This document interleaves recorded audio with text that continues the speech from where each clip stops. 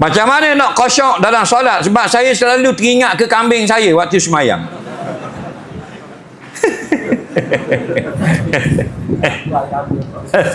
Dia ni minat kambing. Siapa dalam semayang tu ingat ke kambing? Faham? Orang yang duduk hanyut ingat, kalau sengaja dia hanyut berdosa. Tapi kalau tidak sengaja, semayang memang nak ingat ke Tuhan. Siapa masa hanyut juga tidak berdosa.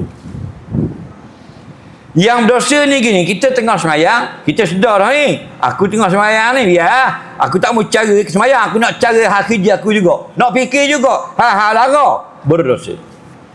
Faham lagi? Ada beza tak situ? Jadi sebab itulah tiap kali nak semayang, usahalah nak khusyuk. Dapat sikit dah apa dah, kurang-kurangnya. Faham lagi? Dia gitu. Jadi macam mana nak khusyuk? Siapa masa kita ingat ke kambing tadi, dalam hati kata astagfirullah. Dan jadi kita akan jadi bertolak dengan lara. Mari lara ingat Tuhan. Mari lara ingat Tuhan. Bertolak-tolak dengan lara, dengan tak khusyuk, itu dipanggil mujahadah, nak mendapatkan khusyuk. Orang yang tak dapat khusyuk tapi dia sentiasa berusaha, sentiasa cuba, tak dapat juga, ada pahala di akhirat. Soalan seterusnya.